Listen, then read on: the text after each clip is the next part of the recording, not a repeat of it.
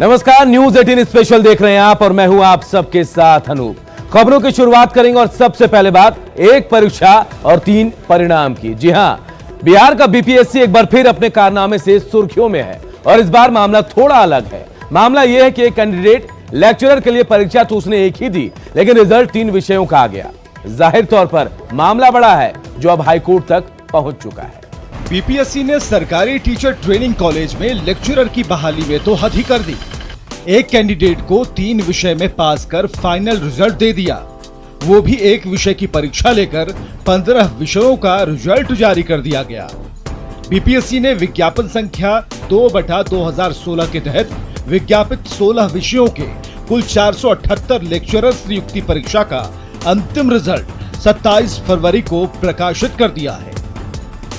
लेकिन सबसे पहले समझिए मामला क्या था।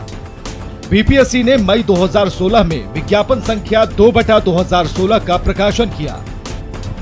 16 विषयों के लेक्चरर के लिए कुल 478 पद सृजित किए। 9 सृजित पदों पर नियुक्ति का आवेदन आमंत्रित किया। 60 अंकों की प्रतियोगिता परीक्षा आयोजित की जानी थी। कुल 60 वस्तुनिष्ठ प्रश्न पूछे जाने थे। फाउंडेशन सिलेबस से कुल 60 अंकों की वस्तुनिष्ठ प्रश्न की परीक्षा भी ली गई, लेकिन हुआ ठीक उल्टा। फाउंडेशन की परीक्षा में हिंदी, सामाजिक विज्ञान और विज्ञान का एक भी प्रश्न नहीं था। बीपीएससी ने कई अभ्यर्थियों को उर्दू विषय में उत्तीर्ण कर दिया। ना तो उर्दू विषय की अलग से परीक्षा ली गई और ना ही फाउंडेशन प्रश्न पत्र में एक भी सवाल उर्दू विषय से पूछा गया। एक विषय की परीक्षा लेकर 15 विषयों का रिजल्ट जारी कर दिया गया। इस केस में क्या हुआ है, एक फॉर्म भरा गया, फीस भी एक ही लगा, परीक्षा भी एक ही हुई और चयन 3-3 जगह 2-2। ये दुनिया का 8वां अजूबा है सर। सुना आपने, 8वां अजूबा है ये। तो फिर सवाल है कि एक व्यक्ति की पदस्थापना एक समय में 3 पदों पर क्या की जा सकती है। विज्ञापन संख्या 2/2016 की किसी कंडिका में क्या कोई जिक्र था? बिहार शिक्षा सेवा नियमावली 2014 के किसी कंडिका में जिक्र क्यों नहीं किया गया? ऐसा करके बीपीएससी ने 12 योग्य अभ्यर्थियों को लेक्चरर पद पर चयनित होने का मौका मिलने से उन्हें वंचित कर दिया। अब ये भी जानिए बीपीएससी से गलती कहां हो गई। पहली गलती, 478 विज्ञापित पद का 2.5 गुना परीक्षा फल प्रकाशित करना था, लेकिन आयोग ने हिंदी में 3 गुना, अंग्रेजी में 2.1 गुना, उर्दू में 2.3 गुना, संस्कृत में 2.3 गुना, भौतिक शास्त्र में 3.5 गुना, वनस्पति शास्त्र में 2.3 गुना, प्राणी शास्त्र में 3 गुना और सामाजिक विज्ञान में 3.6 गुना परीक्षाफल का प्रकाशन कर दिया। गलती नंबर 2, विज्ञापन की कंडिका 5क के प्रावधानों की अनदेखी की गई। गलती नंबर 3, कुल 1195 अभ्यर्थियों में 931 लोगों को साक्षात्कार के लिए आमंत्रित किया गया। गलती नंबर 4, 478 पद के लिए मात्र 294 रिजल्ट ही जारी किया गया। इतनी गलतियों के बाद भी अभ्यर्थी सुधार के इंतजार में गुहार लगा रहे हैं और शिक्षाविद इसे शर्मनाक बताते हैं। एक व्यक्ति का 3-3 पद पर 109 ऐसे व्यक्ति हैं जिनका 2 पदों पर हुआ है। 6 व्यक्ति ऐसे हैं जिनका 3 पदों पर हुआ है। तो 6 व्यक्ति का क्षेत्रीय 18 यानी 18 जगह को एक माने 6 लोगों ने घेर रखा। ज्वाइन तो वे कहीं 6 ही जगह करेंगे। जो भी दोषी हों, इंक्लूडिंग मेंबर्स एंड चेयरमैन, उन पर स्ट्रिक्चर पास करना चाहिए और उनके खिलाफ कार्रवाई होनी चाहिए। बीपीएससी जैसी जो एक प्रेस्टीजियस इंस्टीट्यूशन है, उनको जो कि जिन लोगों ने जो प्रेफरेंस दिया था, उस प्रेफरेंस के आधार पर उनको एक जगह उनकी नियुक्ति देनी चाहिए। ये मामला पटना हाईकोर्ट में है। अभ्यर्थियों की तरफ से इस मामले को देख रहे अधिवक्ता संजय कुमार के मुताबिक इन गड़बड़ियों पर सवाल पूछे जाने पर भी बीपीएससी से कोई जवाब नहीं आया। बीपीएससी के नोटिस में है ये केस, उसके बावजूद भी कोई काउंटर एफिडेविट तक नहीं हम लोग को सर्व किया गया है। वहीं बीपीएससी ने इस पूरे परिणाम को बिहार के शिक्षा विभाग को सौंप दिया है। नियुक्ति पत्र भी कुछ दिन में आने शुरू हो जाएंगे, लेकिन बीपीएससी के इस बड़ी अनियमितता से शिक्षा मंत्री अनजान हैं। कई सारे ऐसे कैंडिडेट हैं जिनको 2-2 चीज में लेक्चरशिप का दे दिया गया। मुमकिन है कि उसमें से कुछ ज्वाइन नहीं करें, लेकिन जो रिजल्ट आया है उसके आधार पर उसको हम लोग पोस्टिंग करेंगे। सुधार अभी सवाल और संशय की जद में है। सुधार नहीं किए गए तो 25 साल के बाद आयोजित इस परीक्षा में ग्रहण लग जाएगा और अभ्यर्थियों के पास अफसोस करने के सिवा कुछ नहीं बचेगा। ब्रिजम पांडे, न्यूज़ 18, पटना। तो लेक्चरर बहाली में गड़बड़ झाला के बाद एक बार फिर बीपीएससी सुर्खियों में है। अब हैरानी भी हो रही है कि एक विषय की परीक्षा दी और रिजल्ट जो है वो 3 विषयों के आ गए हैं।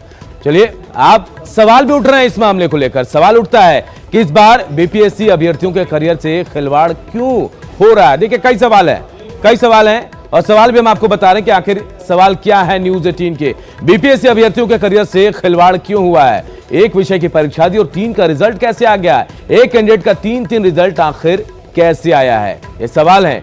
109 अभ्यर्थियों का 2 सब्जेक्ट में रिजल्ट आखिर कैसे आया, 25 साल बाद हुई परीक्षा पर ग्रहण लग जाएगा, ये भी सवाल है। और बीपीएससी अभ्यर्थियों के करियर से खिलवाड़ क्यों। तो देखिए, ये तमाम सवाल हैं जो अब न्यूज़ 18 भी उठा रहा है, तमाम लोगों के जहन में भी आ रहे हैं। बढ़ते आगे और अब बात करते हैं कोरोना वायरस की। तो चीन और कई देशों में तबाही मचाने वाले कोरोना वायरस ने भारत में भी दस्तक दे दी है। ऐसे में कोरोना को लेकर बिहार सरकार भी अलर्ट है। पटना और गया एयरपोर्ट पर अलर्ट है। कोरोना को भगाने के लिए बिहार सरकार की व्यवस्थाएं कितनी तैयार है, आइए जानते हैं। चीन से निकले कोरोना वायरस का खौफ तकरीबन 70 से ज्यादा देशों में दहशत कायम करने के बाद अब बिहार के लोगों को खौफ ज्यादा कर रहा है। कोरोना के प्रहार से निपटने के लिए बिहार कितना तैयार है, ये जानने के लिए न्यूज़ 18 ने पटना के बड़े अस्पतालों में मुकम्मल तैयारियों का जायजा लिया। पटना में एयरपोर्ट पे जो भी बाहर से यात्री आते हैं, खासकर विदेशी यात्री, उनकी मेडिकल जांच की जाती है और इसके लिए 2 टीम बनाई गई है जो पटना एयरपोर्ट पे मौजूद है। और अगर विदेशी कोई भी आते हैं तो उनके मेडिकल चेकअप के बाद अगर संदिग्ध पाया जाता है मामला तो उनका ब्लड सैंपल लेके पीएमसीएच में जांच के लिए भेज दिया जाता है। सबसे पहले हमने पटना एयरपोर्ट पर इंतजामों का जायजा लिया। एयरपोर्ट ही नहीं, पटना जंक्शन पर भी मेडिकल टीम पूरी तरह से तैनात है। बाहर से आने वाले यात्रियों की स्क्रीनिंग की जा रही है, खासकर उन यात्रियों की जो लंबी दूरी की यात्रा कर बिहार पहुंच रहे हैं। होली तक पटना जंक्शन पर 24 घंटे यात्रियों की स्क्रीनिंग होगी। कोरोना वायरस को लेकर पूरा बिहार अलर्ट पर है। जहां पहले से अस्पताल और एयरपोर्ट अलर्ट पर है, वहीं पटना जंक्शन को भी अब अलर्ट कर दिया गया है और जो भी यात्री आ रहे हैं उनकी जांच पड़ताल की जा रही है। जो मेडिकल टीम है, देख सकते हैं यहाँ पर तैनात कर दिया गया है और डॉक्टर लगातार जो यात्री आ रहे हैं खासकर लंबी दूरी की ट्रेन से, उनकी जांच पड़ताल में जुटे हुए हैं। बैनर पोस्टर भी लगाए गए हैं यहाँ पर। कोरोना वायरस कैसे होता है और इसके बचाव के जो तरीके हैं वो यहाँ पर दर्शाए गए हैं और जो यात्री हैं वो जागरूक हो, इसको लेकर यहाँ पर देख सकते हैं कि तत्परता दिखाई गई है। कोरोना वायरस को लेकर बिहार का सबसे बड़ा अस्पताल पीएमसीएच भी अलर्ट मोड में है। अगर कोई संदिग्ध आता है तो फौरन उसकी जांच की जाती है और इलाज किया जाता है। कोरोना वायरस के मरीजों के लिए आइसोलेशन वार्ड भी बनाया गया है। तत्परता से सिविल सर्जन के यहाँ आप जानते हैं कि एयरपोर्ट पर इसको हम लोग स्क्रीनिंग कर रहे हैं और उस देश से संभावित या कोई लक्षण वाले मरीज मिलते हैं, सिविल सर्जन के द्वारा हो या हमारे जो डॉक्टर के द्वारा हो या हमारे पीएमसीएच में जो आते हैं, उनको तुरंत हम लोग वायरोलॉजी लैब में जांच के लिए भेजते हैं। विदेशों से बिहार आने वाले पर्यटक स्थलों में सबसे ज्यादा अहम बोध गया है। यहाँ भी प्रशासन पूरी तरह से अलर्ट है। एएनएमसीएच में 10 बेडों वाला आइसोलेशन वार्ड बनाया गया है ताकि मरीजों को मुकम्मल इलाज मुहैया कराया जा सके। कोरोना वायरस को लेकर स्वास्थ्य विभाग काफी अलर्ट है। वहीं शहर के अनुग्रह नारायण मगध मेडिकल अस्पताल में भी कोरोना वायरस को देखते हुए एक स्पेशल वार्ड बनाया गया है। इस वार्ड में करीब 20 बेड बनाए गए हैं जहां कोरोना वायरस का संदिग्ध पाए जाने पर यहां भर्ती कराया जाता है। हालांकि अभी तक यहां 4 संदिग्ध मरीज आए थे, लेकिन सभी का जांच निगेटिव पाए जाने पर सभी को छुट्टी दे दी गई। जाहिर है कोरोना से लड़ना है तो सतर्कता और सावधानी ही एकलौता उपाय है। न्यूज़ 18 के लिए पटना से आनंद अमृतराज, रजनीश कुमार और गया से एलेन लेली की रिपोर्ट। तो कोरोना वायरस को लेकर पूरा बिहार अलर्ट पर है। एयरपोर्ट से लेकर रेलवे जंक्शन से लेकर तमाम अस्पतालों में अलग तरीके से व्यवस्थाएं भी की गई हैं। कोरोना से बचने के उपाय भी जानना बेहद जरूरी है। जी हाँ, उपाय जानना भी बेहद जरूरी है कि आखिर कोरोना से कैसे बचा जाए। तो भीड़ भाड़ वाली जगहों से खुद को दूर रखें, इससे आप बच सकते हैं कोरोना वायरस से। वहीं हम आपको ये भी बता दें कि वायरस से बचने के लिए अच्छी क्वालिटी का मास्क आप प्रयोग करें। वहीं हाथ साबुन पानी या अल्कोहल युक्त हैंड रब से ही साफ करें। खांसते या छींकते समय नाक और मुंह को जरूर ढकें, यह बेहद जरूरी है। तो कोरोना से कैसे बचें, हम लगातार आपको बताने की कोशिश कर रहे हैं। सर्दी या फ्लू लक्षण वाले लोगों से दूर रखें। जो भी लोग ऐसे लोग आपको दिखते हैं उनसे दूरी बनाकर रखें, तो आप कोरोना से बच सकते हैं। खाने को अच्छे से पका कर खाएं, यानी अधपका खाना आपके लिए खतरनाक हो सकता है। तो देखिए, हम आपको उपाय भी बता रहे हैं। मीट और अंडों को भी पकाकर अच्छी तरह पकाकर खाएं। जो लोग मीट के शौकीन, अंडों के शौकीन है, वो इन्हें अच्छी तरह से पकाकर खाएं। और जानवरों के संपर्क में कम आए, यानी जो जानवर हैं, जो पेट हैं, उनके संपर्क में कम आए। और देखिए, एक बड़ी खबर इस वक्त आ रही है। रांची में कोरोना ने दस्तक दी है। रांची एयरपोर्ट पर मिला कोरोना का संदिग्ध। बहरीन से रांची पहुंचे यात्री में कोरोना के लक्षण पाए गए हैं। एयरपोर्ट अथॉरिटी ने इलाज के लिए उसे रिम्स भेजा है। तो ये बड़ी खबर हम आपको बता रहे हैं। रांची में इसकी दस्तक आ गई है कोरोना की, और एक यात्री जो है एयरपोर्ट पर, जिसे कोरोना के लक्षण उस पर पाए गए और उसे इलाज के लिए रिम्स भेज दिया गया है। बड़ी खबर इस वक्त की हम आपको बता रहे हैं। चीन से निकला भारत पहुंचा कोरोना ने झारखंड में भी दस्तक दे दी है। और बात मुजफ्फरपुर की करते हैं। मुजफ्फरपुर में नियोजित शिक्षकों का आंदोलन लगातार तेज होता जा रहा है। प्रशासनिक कार्रवाई के बाद शिक्षकों ने सरकार के खिलाफ नारेबाजी तेज कर दी है। पूर्व विधान पार्षद और बीजेपी नेता नरेंद्र सिंह भी शिक्षकों के साथ आ गए हैं। शिक्षकों की मांगों को समझने की कोशिश की मुजफ्फरपुर से सहयोगी सुधीर ने। मुजफ्फरपुर में नियोजित शिक्षकों की हड़ताल का आज 17वां दिन है, और जैसे जैसे प्रशासन और सरकार कार्रवाई करती जा रही है, जो आंदोलन में लगे लोग हैं उनकी संख्या लगातार बढ़ती जा रही है। तस्वीरों में आप देख सकते हैं कि जितनी बड़ी तादाद में पुरुष शिक्षक हैं, उतनी ही बड़ी तादाद में महिलाएं भी हैं। सबके चेहरे पर आक्रोश है, गुस्सा है। मांग सिर्फ इतनी है कि सरकारी कर्मी का दर्जा मिलना चाहिए, और उसके अलावा इन्हें वेतनमान मिलना चाहिए, और कई संगठनों की तरफ से इन्हें समर्थन भी मिल रहा है। कब तक चलेगा ये ऐसा, कब तक चलेगा? आप लोगों को परेशानी नहीं होती? जब तक माननीय मुख्यमंत्री हमारे बीएसटीए के महासचिव से बात नहीं करेंगे, हम लोग के मान सम्मान की रक्षा नहीं करेंगे, राज्यकर्मी का दर्जा नहीं देंगे, तब तक हम लोग इसी तरह यहाँ पर बैठे रहेंगे। पूर्व विधान पार्षद हैं, ये जो कार्रवाई हो रही है, आखिर लोकतंत्र में हर व्यक्ति को अपनी मांग मांगने का अधिकार है। कार्रवाई जिस तरीके से सरकार कर रही है, क्या कहेंगे? इसको छोड़ा जाए। सरकार डर रही है, और डर का नतीजा है कि वो दमनात्मक कार्रवाई कर रही हैं। उससे कोई शिक्षक डरने वाले नहीं हैं। दो मुख्य मांगे हैं, वो वेतनमान और सरकारी कर्मी का दर्जा। इससे कम इनको मंजूर नहीं है। दमन की कोई चिंता नहीं है, और यह आंदोलन तब तक जारी रहेगा जब तक सरकार इनकी मांगों को पूरी तरीके से मान नहीं लेती है। सुधीर कुमार, न्यूज़ 18, मुजफ्फरपुर। तो हड़ताली नियोजित शिक्षकों के खिलाफ सरकार की कार्रवाई के बाद शिक्षक भड़क गए हैं। 48 शिक्षकों ने आज पटना में जमकर विरोध प्रदर्शन किया और सरकार के खिलाफ नारेबाजी की।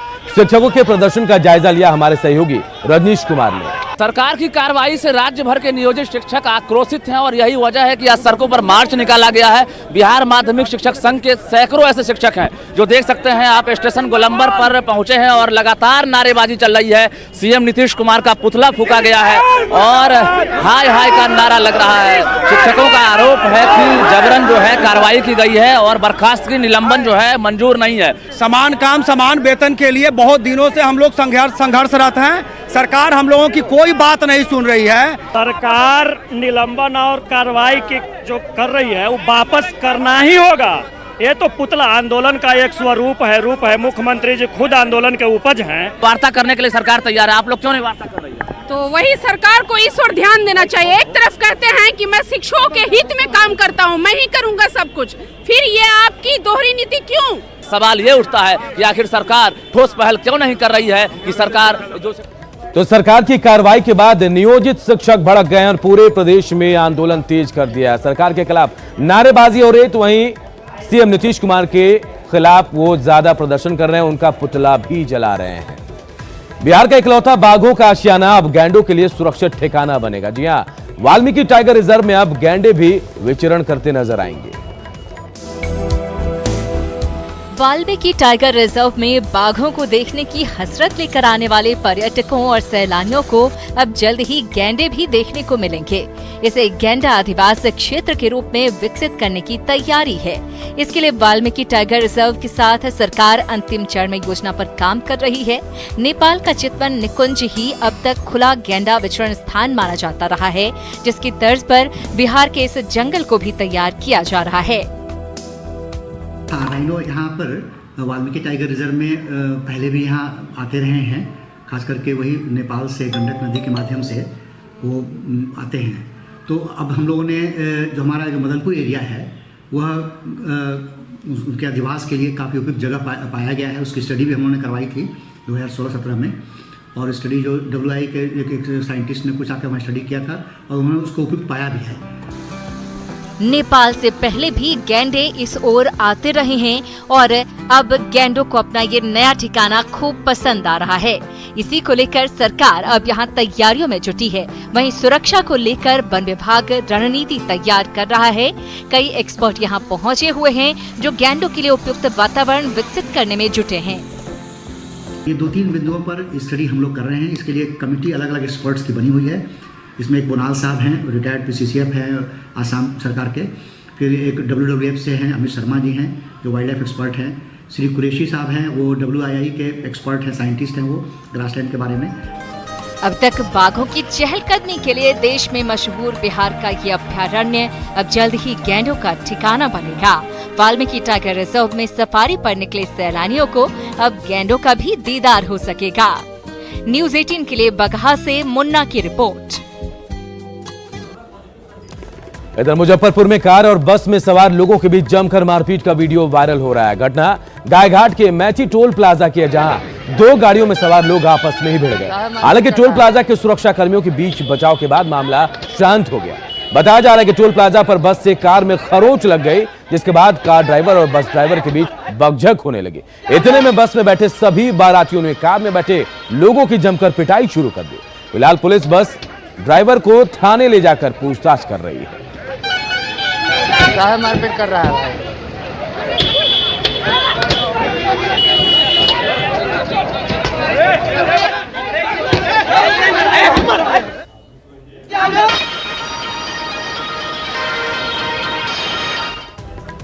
और अब बात बेगूसराय की, जहां शिक्षा का हाल बेहाल है। यहां दर्जनों ऐसे स्कूल हैं जिनके भवन जर्जर हैं और इन स्कूलों में छात्र शिक्षक दहशत के साए में पढ़ाई करने को मजबूर हैं।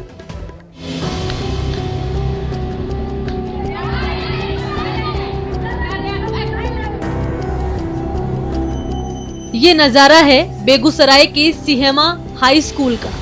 यहाँ बच्चे जन हथेली पर रखकर पढ़ाई करते हैं।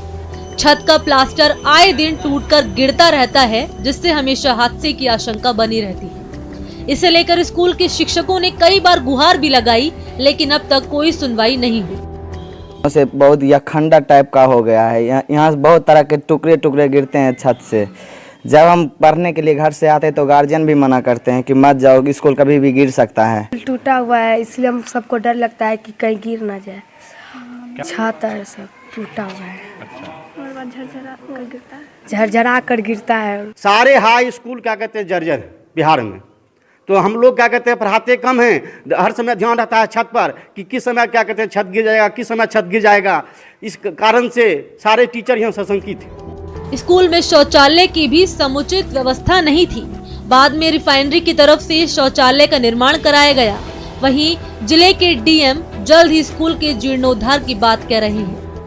अभी कभी भी हादसा हो सकता है, कभी भी बच्चे की जान जा सकती है। बच्चे इसमें बहुत ज़्यादा हैं और फिर भी इसका हालत जर्जर है और सरकार इस पर कोई ध्यान नहीं दे रहा। हम लोग कई बार इसके लिए लिख भी चुके हैं पूरे बिहार राज्य के लिए, और धीरे धीरे उसमें आवंटन दिया जा रहा था संबंधित जिला को।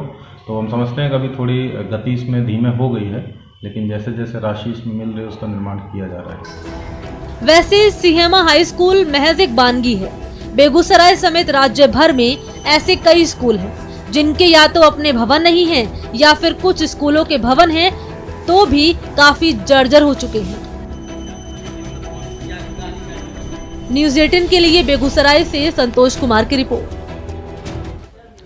तो एक तरफ पढ़ाई और दूसरी तरफ डर, ऐसे में कैसे पढ़ेंगे और कैसे बढ़ेंगे बिहार के बच्चे।